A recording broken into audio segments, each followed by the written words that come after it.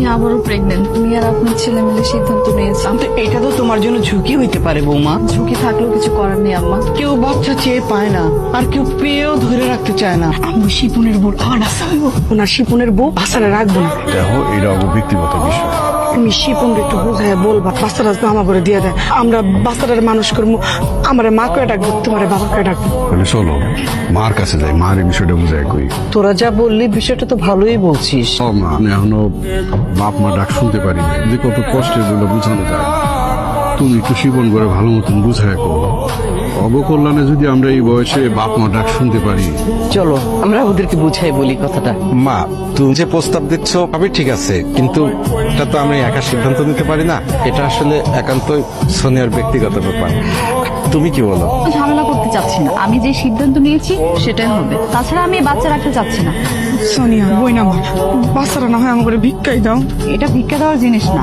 আর তাছাড়া আমার একটা ছোট বাচ্চা আছে, আমি আরেকটা বাচ্চা নিলে মানুষ করবো কিভাবে? বাচ্চা তোমার মানুষ করতে হবে না, বাচ্চা তো আমরা মানুষ করবো। এইভাবে বাচ্চা যদি নষ্ট করো, তোমার স্বাস্থ্য ঝুঁকি আছে। এভাবে বাচ্চা নষ্ট করা তো মহাপাপ। আমার মাথা কোনো কাজ করছে না, তুমি কিছু বলো তো। সবাই যখন এত করে বলছে, তুমি রাজি হয়ে যাও। শুনুন, আমার স্বাস্থ্য ঝুঁকি হবে আর বাচ্চা নষ্ট করা পাপ হবে, এর জন্য আমি রেখে দিচ্ছি।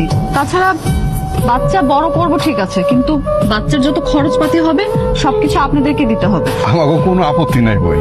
তোমার যখন যা খাইতে ইচ্ছা করে, যেই ডাক্তারের কাছে যাইতে ইচ্ছা করে, শুধু আমারে বলবা, তোমার ভাবিরে বলবা, আমি সব ব্যবস্থা করে দেবো। ছোট বউ, হ্যাঁ ভাইজান। এই নাও ফলটা রাখো। তোমার যখন যা লাগবে বড় ভাই হিসাবে আমার করবা, কোনো রকমের শর্মাইবা না। আমার ভাই ভাবি পরের ছেলেরা যেভাবে নিজের ছেলের মতো আদর করে, মনে হয় নিজে পেটে ধরছে। পরের ছেলে নিয়ে এইভাবে মাতামাতি করার কি আছে? তুমি এভাবে বলছো কেন? আর ভাই ভাবি শুনলে মন খারাপ করবে না? যা সত্য আমি তাই বলছি, মন খারাপ করার কি আছে? আসসালামু আলাইকুম বড় ভাই, কেমন আছেন? আছি, ভালো আছি। তুমি কেমন আছো? ভালো, কিন্তু আপনি এখন ভালো আছেন, ভালো 2 দিন পরে যে ভালো থাকবেন তার কি কোনো গ্যারান্টি আছে? তুমি কেমন কথা কইলা? ভালো থাকার কোনো গ্যারান্টি আছে? এই গ্যারান্টি তো কেউ দিতে পারবো না। ভাইজান, আমি আপনারে ভালো থাকার গ্যারান্টি দিতে না পারলেও 2 দিন পরে যে আপনি ভালো থাকবেন না সেই গ্যারান্টি দিতে পারি। এই যে আপনি এই ছোট ভাইয়ের ছেলেটারে যে পালক নিচ্ছেন, তার জন্য একটা স্ট্যাম্প করেন, যাতে ভবিষ্যতে এই সন্তান নিয়ে তারা কোনো ঝামেলা করতে না পারে। দাঁড়াও, তোমার সাথে এত পেশাল করার সময় নাই, আমার দোকানে যেতে হবে। আমার নাম হীরা।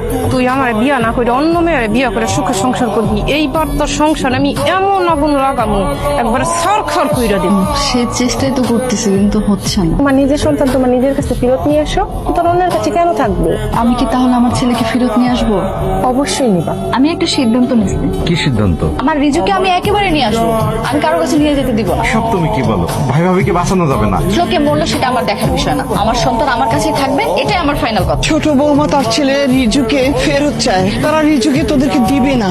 মা, আপনি সব কি বলতেছেন? জোরে স্যার, আমরা কেমনে বাঁচবো? এই কথা কি তোমার এই বলছে না ছোট বউ বলছে? ছোট বউ বলছে। ছোট বউর গর্বে যখন এই রিজু আসছিল, তখন থেকেই তো রিজুরে নিয়ে আমরা স্বপ্ন করছি। এই সন্তানও যদি ওরা নিয়ে যায়, তাহলে আমরা কি নিয়ে বাঁচব মা? কম আমি কিছু জানি না বাবা, বৌমা আমাকে বলতে বললো, আমি তোদের জানিয়ে দিয়ে গেলাম।